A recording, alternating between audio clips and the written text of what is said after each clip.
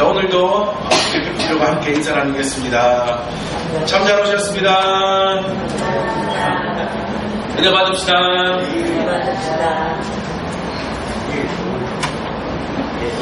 어떤 사람이 찻길을 지나가려고 건널목에 횡단보도 앞에 서 있었습니다. 그런데 그 사람이 찻길을 지나려고 횡단보도를 그냥 무심코 확 가려고 했는데 옆에 있던 어떤 한 부인이 그 사람의 팔을 탁 잡았습니다. 그리고는 얘기했습니다. 저기 빨간불이 켜진 게 보이지 않으십니까? 빨간불이었던 거예요. 그러자 그 사람이 말하기를, 씩 웃으면서 말하기를, 다른 사람들도 다 그냥 가는데요 라고 이야기했습니다. 그러자 부인이 말하기를, 그냥 지나가는 그 사람들을 따라가지 말고 신호등을 보고 가세요. 신호등을 따라가세요 라고 이야기를 하더랍니다. 그 얘기를 들은 사람이 가만히 생각해 보니까, 걸어가야, 횡단보도에서 따라 걸어가야 할 것은 그냥 무단횡단하는 사람들이 아니라 가시오 서시오 알려주는 신호등이구나 하는 것을 다시 한번 깨닫게 되었다고 합니다. 그렇다면 여러분, 그리스도인이 이 세상을 살아가는 기준은 무엇이겠습니까? 무작정 살아가는 다른 사람들의 모습이 아니라 하나님의 말씀이요, 하나님께서 우리에게 주신 믿음의 길입니다. 어떤 분이 말하기를, 믿음이란 소유하는 것이 아니라 살아가는 것이다 라고 말씀했다고 합니다. 다들 그렇게 사는데 뭐 하고, 믿음을 가진 사람도 그냥 무작정 살아가는 것이 아니라 우리의 신호등 되는 명확한 기준이 되는 하나님의 말씀을 보고 하나님의 말씀을 따라 살아가야 할 줄 믿습니다. 그런데 여러분, 그러한 하나님을 믿고 하나님의 말씀을 따라가는 사람들이라고 하는 그리스도인들이 무수히 많은 이 시대임에도 불구하고 여전히 기독교는 이 시대에 별로 환영받지 못한 종교가 되어가고 있는 것 같습니다. 기독교 윤리 실천운동본부라는 곳이 있습니다. 줄여서 말하는 기윤실이라는 곳이 있는데, 거기에서 2010년도와 그리고 지난 2013년도에 한국교회의 사회적 신뢰도 조사라는 것을 하고 발표를 했습니다. 그래서 2013년도에 발표한 결과를 보면 한국교회가 사회봉사활동에 적극적으로 수행하는 종교는 무엇입니까? 쉽게 말하면 사회활동 제일 많이 하는 종교가 무엇입니까? 물었더니 1위가 기독교였습니다. 그리고 우리 사회에 그 봉사로 가장 도움을 실제로 주는 종교는 무엇입니까? 했더니 1위가 기독교였습니다. 그런데 가장 신뢰하는 종교는 무엇입니까? 라고 물었을 때 기독교는 가톨릭과 불교에 이어 3위밖에 하지 못했다. 왜 그러면 기독교를 그렇게밖에 신뢰하지 못하십니까? 했더니 언행일치가 되지 않습니다. 말이 맞지 않는다는 거예요. 말하는 것과 행동하는 것이 달라서 라고 이야기를 하더랍니다. 기독교가 봉사하는 일이나 보여지는 일에는 1위를 하고 있지만 세상 사람들의 마음속에 신뢰를 쌓는 일에는 여전히 가톨릭이나 불교나 다른 종교보다 못하다는 것을 볼 수가 있습니다. 왜 그럴까요? 도대체 기독교가 왜 이렇게 되었을까요? 예전에는요, 기독교가 가장 믿을 만한 종교, 가장 신뢰가 가는 종교. 여러분, 딸을 시집 보내는데 제일 좋은 직업이 뭐예요? 뭐가 붙으면 제일 좋다 그럽니까? 사자 붙으면 제일 좋다 그러잖아요. 사자 붙으면. 아십니까? 판사, 검사, 변호사, 의사 하고 비슷한 게 뭔지 아십니까? 목사입니다. 그랬더니 누가 옆에서 그러다가 나는 보일러 기사인데 아유, 목사님이 예전에는 아주 명망 있고 사람들에게 가장 믿을 만한 직업을 가진 사람이었답니다. 그런데 요즘에 와서는 별로 그렇지 못한 것 같아요. 사건이 터진다 하면 목사님도 많고, 사건이 터진다 하면 장로님도 많고. 도대체 왜 이렇게 된 것일까요? 아니, 목사님, 장로님 뿐 아니라 그냥 우리 모든 그리스도인들이 점점 더 이 세상에 신뢰를 잃어가는 것 같습니다. 그렇다면 이렇게 된 이 세상에서 우리는 어떻게 살아야 할까요? 우리가 어떻게 살아갈 때 다시 하나님을 믿는 참 종교인 기독교가 다시금 세상 사람들에게 인정을 받고 신뢰를 받을 수 있을까요? 그 이야기를 오늘 본문에서는 우리가 잘 알고 있는 말씀, 소금과 빛을 통하여서 너희들이 어떻게 살아야 하는지를 예수님께서 우리에게 말씀해 주시고, 그 말씀을 통하여서 이 세상에 그리스도인들이 다시금 신뢰를 쌓을 수 있는 방법을 알려주고 계십니다. 그래서 오늘 본문을 통하여서 우리가 이 세상을 어떻게 살아야 할지, 또한 우리 교회의 연구표어인 복음과 사랑과 섬김의 빛을 통하여서 살맛나는 세상을 만드는 방법이 무엇인지 오늘 다시 한번 말씀을 통하여 은혜를 나누고, 또한 그렇게 살아가기를 결단하는 귀한 시간 되시기를 주님의 이름으로 축복합니다. 자, 먼저 예수님께서 말씀하시기를 너희는 세상의 소금이다, 너희는 세상의 빛이다 라고 먼저 말씀하십니다. 다시 말하면 너희는 무엇이다 라고 말씀하십니다. 여러분, 여기서 말씀하시는 너희는 무엇이다 라는 것은 우리가 잘 알고 있는 예수님의 산상수훈이 시작되는 이 오늘 5장 전체의 말씀에서 보면 이 말씀이 무슨 말씀인지를 우리가 좀 명확하게 알 수 있는데, 우리 한글 성경으로는 또 잘 알 수 없어요.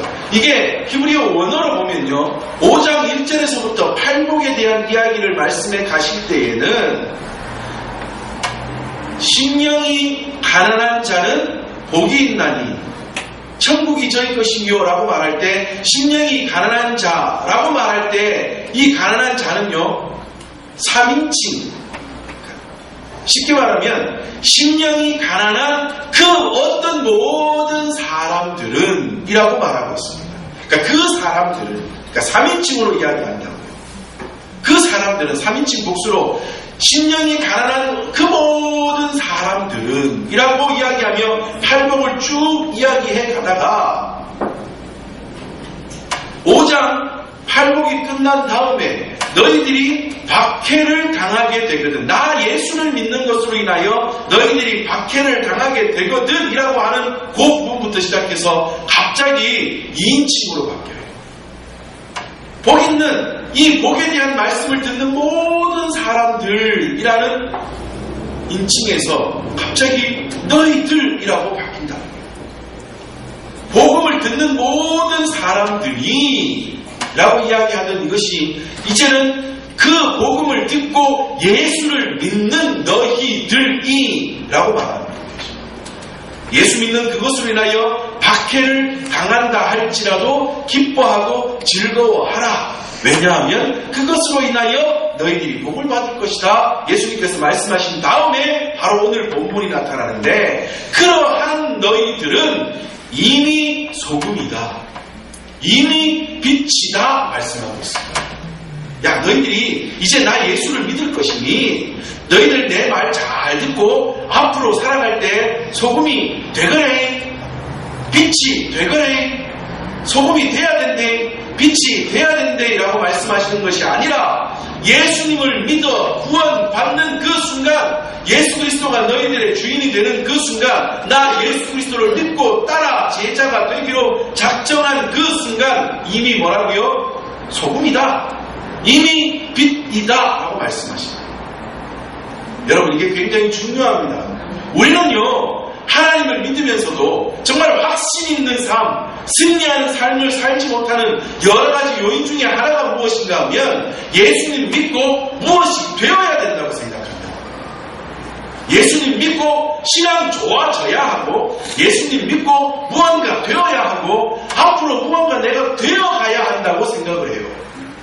그러다 보니까 되어가기 위해서 자꾸만 노력하는 거기에다가 에너지를 쏟다가 보니까 진짜 하나님이 원하시는 온전한 신앙인의 삶을 살아가지 못한다. 아닙니다, 여러분. 예수 그리스도를 믿는 그 순간 이미 우리는 뭐라고요? 소금이요 빛입니다. 예수님을 구주로 영접하여 예수님의 그 이름을 입으로 시인하여 구원 백성 되는 이 순간 우리는 이미 하나님의 사람이요 예수 그리스도의 제자요 세상의 소금이요 세상의 빛인 것을 기억하시기 바랍니다. 되어야 되는 것이 아니라 이미 되었습니다. 이미 된 사람은 이제는 그 작용을 해가야 합니다. 작용이 되도록 노력하는 것이 아니라 작용을 해야 합니다. 자, 두 번째로 우리가 세상의 소금이고 빛인데 어디에 세상의 빛이고 소금이라고요? 세상의 소금이고 빛이랍니다. 여기서 말하는 세상은 물론 이 히브리어 원어를 보면 소금을 말할 때는 땅의 소금 그리고 빛을 말할 때는 세상의 빛을 말하는데 조금 이따 말씀드리겠지만 소금을 이야기할 때 땅의 소금을 이야기하는 것은 어떤 소금의 어떤 여러 종류를 말하기 위해서 그런 것이지 이 땅의 소금이나 세상의 소금이나 같은 말입니다. 물론 땅이라고 하는 단어와 빛을 말할 때 이 세상이라고 말하는 단어는 조금 다른 의미를 가지고 있는 단어들이긴 하지만 같은 의미로 볼 수 있습니다. 우리 한글로 보면 어디에 소금이라고요? 어디에 빛이라고요? 세상의 빛이라고 합니다. 여기서 말하는 세상은 실제 존재하는 우리가 살아가고 있는 이 세상입니다. 다시 말하면 하나님이 창조하시고 하나님이 사랑하셨던 이 세상. 그러나 죄가 들어와 피폐하고 불안전해지고 어둠이 가득 찬 우리가 살아가고 있는 이 세상. 하나님의 은혜로 회복되어야 할 이 세상을 위하여. 죄악이 관영한 이 세상, 어두운 이 세상, 우리가 지금 살아가고 있는 이 세상, 거기에 소금이, 거기에 빛이 바로 우리들이라고 말씀하고 있습니다. 소금이요 빛인데 교회 안에 소금이요 빛이 아닙니다. 우리 집에서 소금이요 빛이 아닙니다. 내가 좋은 곳에서 내가 무언가를 하여 괜찮고 인정받을 만한 그 자리에서 소금이요 빛이 아니라 내가 영향력을 행사할 수 있는 교회 안에서 소금이요 빛이 아니라 어디라고요? 세상의 소금이요 세상의 빛이라고 말씀하고 있습니다. 그 다음 소금이라고 말씀합니다. 여러분 작년에도 이 같은 부분을 말씀드리면서 소금에 대해서 자세히 말씀을 드렸는데 소금의 여러 가지 작용들을 이야기하기보다 오늘은 그냥 본문이 말하고 있는 원뜻 하나만 소금에 대해서는 살펴보길 원합니다. 여러분 오늘 본문에서 소금에 대하여 이야기하면서 소금이 어떻게 되면 버려진다고요? 맛을 잃으면 버려집니다. 이 당시에는 소금이요 바닷물에서 거두어들이는 소금도 있었지만 땅에서 채취하는 소금도 있었답니다. 아마도 노아 홍수 때 온 바다가 온 세상을 덮었으니 곳곳에 그 모여있는 곳에 땅에도 소금기가 있지 않겠습니까?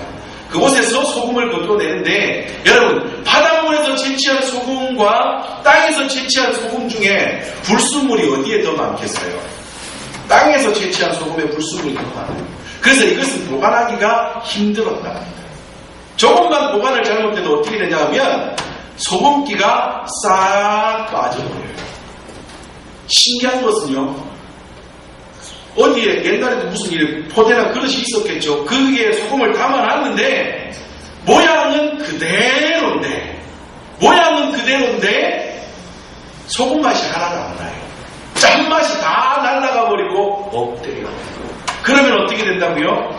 버려져서 사람들의 발에 밟힐 뿐이라고 말하고 있어요.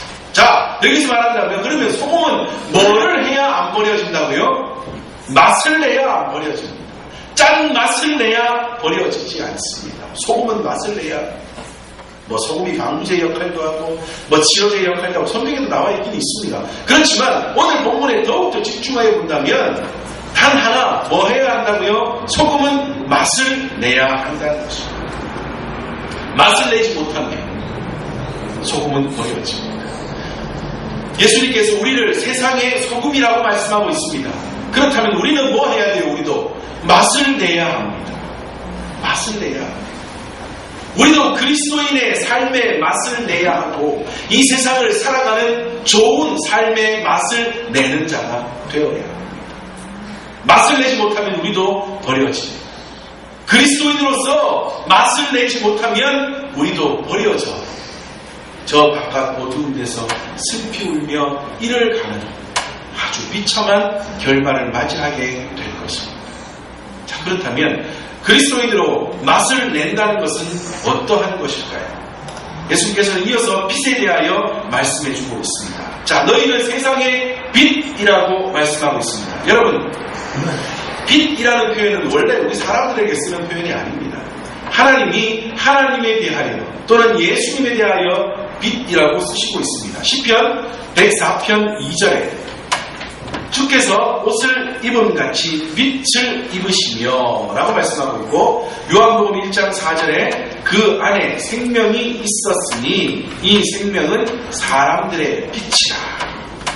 요한복음 8장 12절에 예수께서 또 말씀하여 이르시되 나는 세상의 빛이니 라고 말씀하고 있습니다. 이처럼 빛이라는 단어는 하나님이 하나님 자신에 대하여 또는 그 아들 예수 그리스도 예수님에 대하여 말씀하실 때 빛이라는 표현을 쓰셨습니다. 그런데 예수님이 빛인데 하나님이 빛이신데 오늘 본문에서는 예수님께서 뭐라고 말씀하신다고요? 너희는 세상의 빛이라 말씀하고 있다고요. 자, 그렇다면 너희가 세상의 빛이라고 하는 이 말은 어떠한 뜻일까요? 우리가 빛 자체라는 말이 아닙니다. 우리는 발광체, 빛을 발하는 존재가 되지 못합니다. 왜냐하면 우리는 죄성을 가지고 본래는 어둠의 자녀, 진노의 자녀들이었기 때문입니다. 제가 늘 말씀드리죠. 에베소서 2장 말씀을 쭉 읽어보면 우리의 허물과 죄로 인하여 죽었던 우리를 살리신 예수님께서 원래 진노의 자녀, 어둠의 자녀였던 우리들을 살리시기 위하여 이 땅에 오셔서 그 하나뿐인 생명을 주시면서 값을 지불하셔서 우리를 살리셨다고 말씀하고 있지 않습니까? 자, 그 예수님께서 우리를 살리심으로 인하여서 우리는 하나님의 자녀, 하나님의 구원 백성이 되었고 이것을 요한복음에서는 생명의 빛이라고 말씀합니다. 그래서 우리는 그 빛을 받은 사람이 되었습니다. 예수님의 밝은 빛을 받은 자, 구원 백성이 되었다는 것입니다. 그런데 예수님께서는 우리를 그냥 그저 빛을 받아 내 가운데 빛이 머무르고 거하는 사람으로만 만드신 것이 아니라 이제는 빛을 받았으니 그 빛을 어떻게 하라고요? 비추어 세상을 향하여 비추라고 우리를 뭐로 만들어 주셨냐면 우리를 반사체로 만들어 주셨다. 우리에게 빛이 오니 그 빛이 우리를 통하여 세상에 비치게 되는 놀라운 역사를 하나님께서 우리에게 허락하셨다는 것입니다. 그래서 우리는 반사체. 너희는 세상의 빛이다 라고 말씀한다고 해서 우리 자체가 무슨 빛을 내는, 제일 그렇죠, 빛이 납니까? 우리 자체가 빛을 내는 그런 존재가 아니라는 거예요. 우리는 단지 예수 그리스도의 빛을 받아 반사하여 빛을 세상에 비추는 그러한 존재로 하나님께서 말씀하시면서 그 가운데에서 너희는 세상의 빛이다 라고 말씀하죠. 자, 그렇다면 다시 소금으로 올라가서요, 맛을 내는 삶은 뭐라고요? 우리가 받은 구원의 빛을 어떻게 하는 것? 세상에 비추는 것이 맛을 내는 삶입니다. 여러분, 제가 요즘 계속해서 교회에 대해, 교회관에 대해서 굉장히 심각하게 고민을 해가던 중에 도대체 교회는 도대체 어떻게 이루어져 가는 것이 진정한 교회인가? 그래서 페이스북이나 이런 데서 어떤 사회적인 이슈들에 좀 예민하게 반응하는 목사님들의 글들이나 아니면 그 글을 페이스북이나 이런 데 계속해서 실어가는 그런 목사님들의 글들을 계속해서 보면서 맞다. 교회는 세상을 향하여서도 좀 열려진 마음으로 함께 참여하여 세상에 밝은 빛을 비추며 살아가는, 정말 세상을 좀 변화시켜 나아가는 그러한 교회, 그런 교회가 진짜 온전한 교회가 맞다라고 생각을 하면서도요, 또 하나의 생각은 그렇지만 교회가 진짜 빠뜨려서는 안 되고 가장 중요한 것은 도리어 세상을, 사회를 좀 품는다고 해서 등한히 하게 되는 가장 중요한 것이 있는데 그것이 무엇인가 하면 우리가 받은 구원의 빛에 감사하여 하나님께 영광 올려드리며 예배하며 또한 그 빛을 세상에 전하는 이것이 이것으로 인하여 사회적인 이슈를 따라가거나 교회가 사회를 책임져야 한다는 그것으로 인하여서 진짜 교회의 목적이 조금 등한시되어가는 모습들이 있더라고요. 그래서 저도 이 두 가지 사이에서 굉장히 좀 고민이 많습니다. 물론 구원의 빛을 받은 우리가 그 빛을 주신 하나님을 예배하고 그 빛을 세상에 비추는 이 일에 가장 중요하게 생각해야 되겠지만, 그렇다고 해서 또 이 사회적인 책임을 등한히 해서도 안 되긴 합니다. 이 두 가지 사이에서 굉장히 참 미묘한, 그러면서도 굉장히 힘든 그런 고민들이 있는 것이 사실입니다. 그러나 만약에 이것이 없다면, 진짜가 없다면 이것도 필요 없다는 것입니다. 가장 중요한 것은 우리가 받은 진리의 빛, 구원의 빛을 받은 우리가 하나님을 예배하는 것이요, 그리고 그 빛을 세상에 전하는 이것이 없다면 교회 자체도 없는 것이며, 이것이 되지 않는다면 그것은 교회도 아닌 것이며, 그것이 되지 않는다면 그 사람은 그리스도인도 아닌 것이며, 그 사람이 행하는 사회적인 어떤 책임이나 활동들은 그저 세상 사람들의 모양과 똑같다는 것 우리는 늘 기억해야 해요.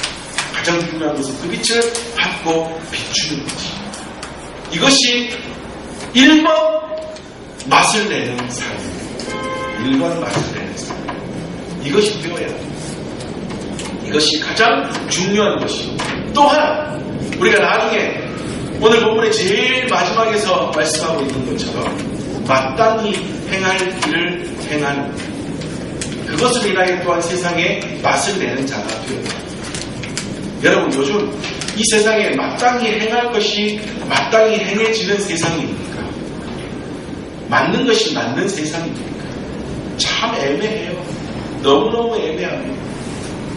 도대체 뭐가 진리고 뭐가 맞는 것인지 잘 구분이 되지 않는 세상이 지금의 세상입니다. 나라를 다스리는 정치하는 일에서부터 우리 한 사람의 개인의 삶에까지, 큰 일에서 작은 일에까지 뭐가 진짜인지 뭐가 참인지 참 구분하기 힘든 시대가 지금의 시대가 되는 것 같습니다. 진리가 비진리가 되고 비진리가 진리가 되어버린 세상이 지금의 세상이 아닙니다. 지난 주간에도 말씀드린 것처럼, 그죠?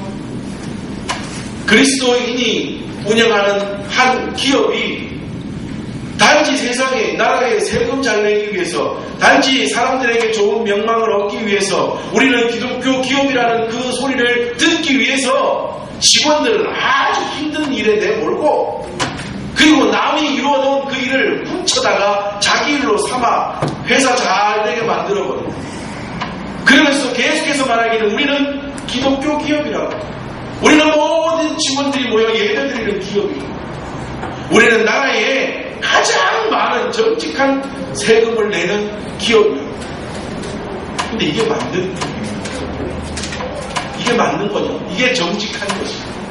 이것이 마땅히 행할 일, 착한 행실입니다. 예수께서 분명히 말씀하시기를 너희의 착한 행실을 보아 사람들이 하나님께 영광을 돌리게 하라 말씀하셨는데, 이게 착한 행실이냐고요. 여기서 말하는 착한 행실은 말씀드린 것처럼 마땅히 행할 것입니다. 당연한 일입니다. 우리는 이 당연하고 마땅한 일도 하지 못하여 우리를 통하여 하나님 앞에 영광 올려드리는 삶을 살아가지 못하고 있습니다. 구원의 빛을 받아 구원의 빛을 전하는 것이 1번 맛을 내는 것이라면, 그 다음은 마땅히 행할 길을 행하는, 다시 말하면 오늘 본문으로 말씀드리면 착한 행실을 행하는 그러한 삶을 살아가는 것이 맛을 내는 삶입니다. 교회에서, 나의 가정에서, 나의 직장에서, 나의 사업터에서, 나의 아는 모든 지인들과 만나는 그런 모든 만남 속에서 마땅히 행할, 누구나 보았을 때 그것이 옳다라고 인정하는 삶의 모습을 보이는 것, 그것이 맛을 내는 삶입니다. 그것이 맛을 내는 삶. 딴 거 없어요. 그리스도인이라고 막 좀 더 고상해야 되고, 좀 더 막 뭔가 해야 되고, 그렇다고 생각 안 해도 돼요. 우리는 너무나 부담감을 가지며 살아갈 때가 있어요. 그리스도인이라고. 그죠? 너무 부담감을 가지고 살아가서 친구들과도 모이면, 또는 직장에 나가면 막 말도 제일 조신하게 해야 되고, 제일 착한 듯 해야 되고, 그죠? 사람들 앞에서는 네 그래요 알겠어요 뒤로 돌아가는 거 혼자 묻는 거야. 그게 아니라요. 어디에서든 마땅히 행할 누구나 인정할 만한 그러한 행동을 그러한 삶을 나타내고 있는 거예요. 때로는 그것이 되지 않는다 할지라도 하나님 내가 다른 것 아니라 사람들 속에 직장 속에 사업 속에 어떠한 공동체 속에 있든지 하나님 그 속에서 마땅히 누구나 인정할 만한 삶을 행동을 나타내는 그러한 하나님의 사람 되게 도와주시옵소서. 그렇게 하나님 앞에 기도하며 그대를 받아 세상에 맛을 내며 살아갈 수 있는 빛을 비추며 살아갈 수 있는 저와 우리 모든 믿음의 식구들 되시기를 주님의 이름으로 축복합니다. 여러분 그런데요 이러한 빛 이러한 맛을 내는 삶을 살아야 하는데 오늘 본문을 통해서는 예수님께서 두 가지의 비유를 통해서 그러한 삶을 살아가는 자들이 행하고 있는 뭐라고 할까요? 잘못된 모습?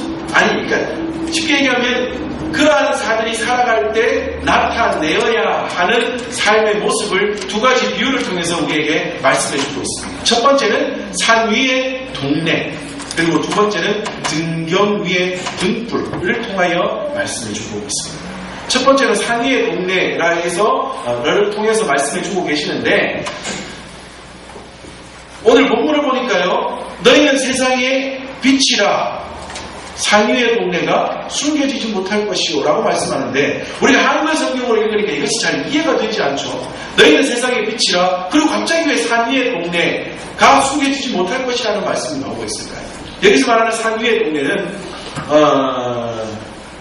옛날에 고대 근동 중동 지방에는요 도시나 마을이 어떻게 지어졌냐 하면 높은 언덕이나 높은 산지대에 마을이 또는 성이 지어졌다고 합니다.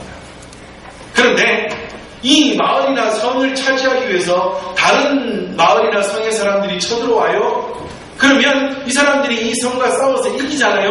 그러면 싸우는 동안 집이나 성이나 마을이 붕괴될 거 아니에요. 그러면 붕괴된 거기에다가 땅을 다시 다져서 자신들의 새로운 마을이나 성을 또 짓게 돼요. 그런데 좀 있다가 또 다른 사람들이 쳐들어와요. 그래서 또 싸우다 보니까 무너져요. 그래서 다시 다지고 또 지어요. 하다 보니까 지대가 어떻게 되겠어요? 점점 높아집니다. 이것을 히브리어로는 텔이라고 한다. 그래서 우리는 중동지방 요르단이나 이런 쪽에 연관된 뉴스를 볼 때마다 텔이라는 단어를 자주 듣는 걸 아십니다. 텔 아비드 이런 말 자주 들으셨죠, 그죠? 여기서 말하는 텔이 이런 식으로 만들어진 높은 언덕이라는 뜻입니다. 자, 그렇게 안 그래도 높은 지대에 짓기도 하는데 점점 더 인공적으로도 더욱더 높아져 아주 높은 언덕 같은 그 위에 마을이나 성이 딱 있다고 생각해 보십시오. 그러면 그 성은 사람들이 보려고 노력하지 않아도 그 즈음에 그 근처에만 가면 제일 먼저 눈에 띄는 것이 뭐겠어요? 그 마을이나 성이나 보려고 노력하지 않아도 눈에 띄는 누구나가 쉽게 발견할 수 있다. 언덕 위에 산 위에 있는 동네는 이처럼 숨겨지지 못한다. 자기가 드러내려고 노력하지 않아도 자동적으로 드러나게 되고 보여지려고 노력하지 않아도 자동적으로 보여지는 것이 산 위의 동네입니다. 그러면 예수님께서 너희는 세상의 빛이라 라고 말씀하시면서 왜 이런 말씀을 하셨습니까? 너희들도 이 세상에 맛을 내는 삶을 살기 위하여 복음을 듣고 나 예수 그리스도를 온전히 따라 살아가면 너희들도 마치 산 위의 동네가 가만히 있어도 사람들이 보고 알 수 있는 것처럼 너희들도 사람들의 눈에 띄게 될 것이다. 이것을 말씀해 줍니다. 여러분, 그리스도인들은 세상과 구별된 사람들입니다. 베드로전서 1장 16절에 기록되었을 때 내가 거룩하니 너희도 거룩할지어다 라는 하나님의 말씀이 있습니다. 이 말씀은 원래 레위기 11장 44절과 45절에서 하신 말씀이에요. 하나님이 거룩하다. 그러니 너희도 거룩하라. 여기서 말하는 거룩이라는 말은 무슨 말이라고요? 구별된다. 구별되다라는 말이에요. 자, 내가 거룩하니 너희들도 거룩한 자, 구별된 자 되어 살아가도록 해라. 하나님께서 말씀하셨는데, 원래 그리스도인들은 너무나 뚜렷하게 구별이 됩니다. 특별히 구별하지 않아도 구별이 되더라고요. 세상 사람들은 특별히 기독교인을 향해서 특별하게 아주 관심을 가지고 눈을 크게 뜨고 지켜봅니다.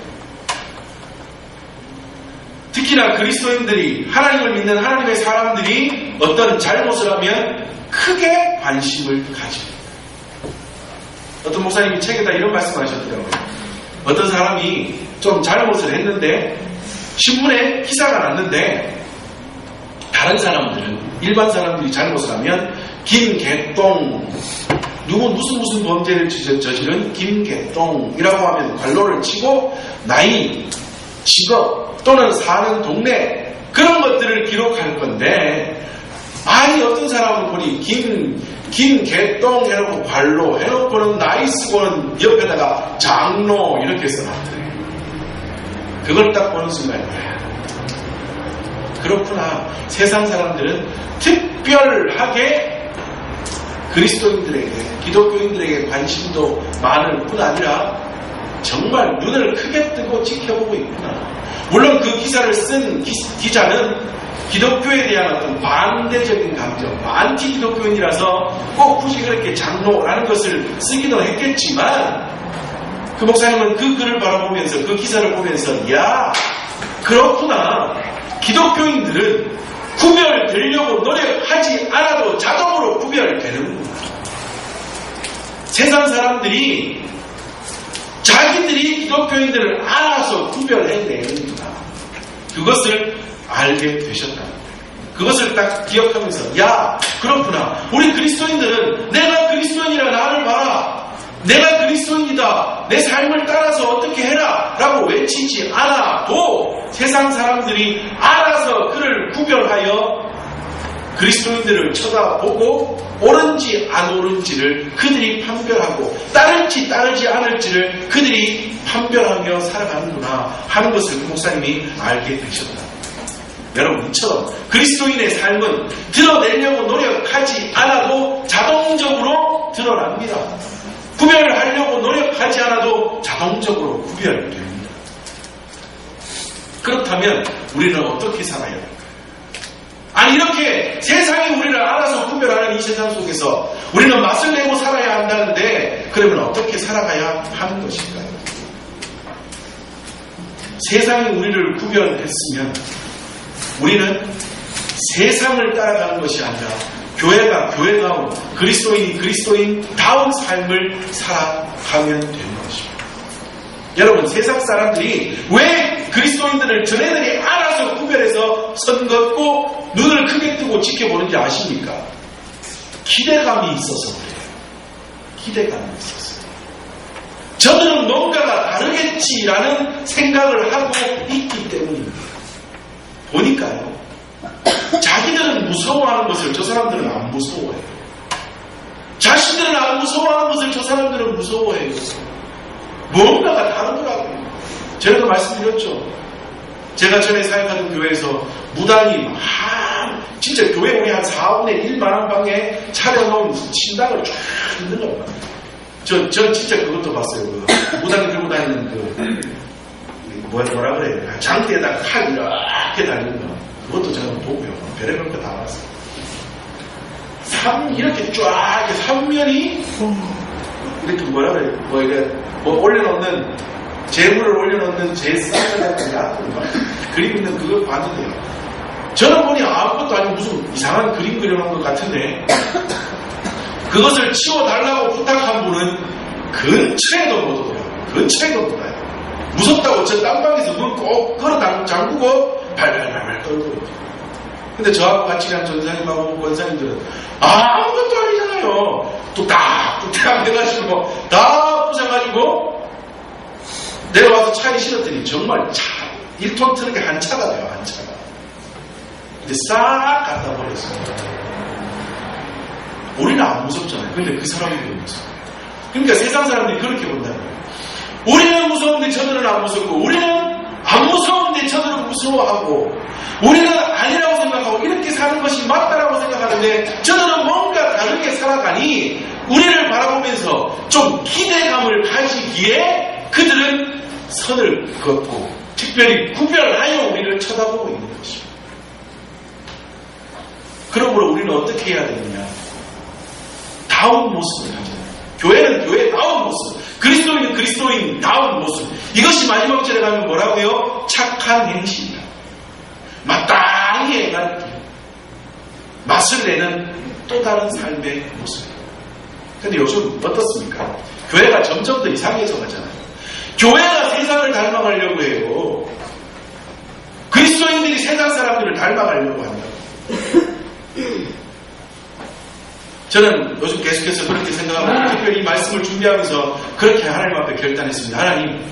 하나님께서 우리 교회 가운데 어떠한 은혜를 주시고 얼마나 교회를 이뤄가실지 모르겠으나 하나님 어떠한 모양으로 교회가 이루어져 가든 하나님을 예배하는 예배의 모습은 변질되지 않겠습니다. 그것만은 제가 정말 하나님 앞에 간절히 기도하며 다짐을 했습니다. 왜요? 요즘 교회들이 너무나 변해가고 있습니다. 교회들이 점점 쇼가 돼간다고요. 쇼가 모양이 점점 바뀌어져 간다고요. 이상해져 간다. 예배라고 모여놓고 무슨 꽁트하고 춤추고, 물론 처음 교회 오는 분들이 그것을 보고 재미있을 수는 있으나 아니에요. 그것은 착각입니다. 그 사람들은요, 교회가 뭔가가 다를 기대를 하고 교회에 온다. 자신들이 구별 지은 그 모습 가운데에 교회는 뭔가 다를 거야. 교회는 그렇지 않을 거야. 세상과 같지 않을 거야라는 기대를 가지고 교회에 왔는데 아버님 교회가 똑같다. TV에서 보던 꽁트나 하고 TV에서 보던 춤이나 추고 그냥 하하 웃을 수 있는 재밌는 얘기나 하는 그러한 교회라면 그들은 다시 오지 않습니다. 다시 오지 않습니다. 그들이 기대하는 것은 교회다운 그리스도인다운 그 모습을 찾고 있는 것입니다. 그것을 드러내기를 원하고, 아니 그것을 그들이 우리는 드러내지 않으려고 해도 딱 발견되는 그것을 보고 기대하며 그들이 교회 가운데 나오게 된다는 것입니다. 또한 그리스도인다운 그것을 기대하며 하나님의 사람들과 함께 아름다운 관계를 이루어가기를 원하고 있다는 것입니다. 우리는 세상의 소금이요 빛인 자들로 어떻게 살아야 할지, 맛을 내며 살아야 할 텐데 그 맛을 내는 것이 어떤 것인지 우리가 좀 매일매일 날마다 고민하며 살아갈 수 있는 그런 우리 모든 믿음의 식구들 되시기를 주님의 이름으로 축복합니다. 두 번째, 등경에 불이 있는데 시간이 많이 가서요, 우리 다음 주에 좀 더 이 말씀을 가지고 함께 계속해서 나누기를 원합니다. 자, 오늘 말씀 기억하시면서 우리는 세상의 소금이랍니다. 소금이랍니다. 소금의 의미하는 바는 뭐라고요? 맛을 내야 한다. 맛을 내야 한다. 그렇다면 맛을 내는 삶은 무엇이냐? 그리스도의 빛, 구원의 빛을 받은 우리가 그 구원의 빛을 받은 것에 감사하여 하나님을 예배하고 그 구원의 빛을 세상에 비추는 것, 이것이 맛을 내는 삶입니다. 또한 맛을 내는 삶은 착한 행실, 마땅히 행할 바를 행하는 그 삶을 나타내므로 교회다운 그리스도인다운 모습을 세상에 비추어 사람들이 그를 보고 기대하여 나올 수 있도록 만들 수 있는 이것이 또한 맛을 내는 삶이라는 것 기억하시면서 하나님 올 한 해 아니 앞으로의 모든 날들의 삶 가운데서 정말 맛을 내는 삶, 하나님이 기뻐하시는 온전한 삶을 살아가는 그런 하나님의 사람들이요, 나 한 사람 통하여 우리 믿음의 공동체 통하여 우리 말씀 성령교회 통하여 아니 이 땅에 세워주신 모든 교회들과 하나님의 사람들을 통하여 하나님의 나라가 아름답게 이루어져가는 놀라운 역사가 일어날 수 있도록 하나님 우리 가운데 역사하여 주시옵소서. 날마다 기도하며 기대하며 날마다 그 길을 걸어갈 수 있는 저와 우리 모든 믿음의 식구들 되시기를 주님의 이름으로 축복합니다.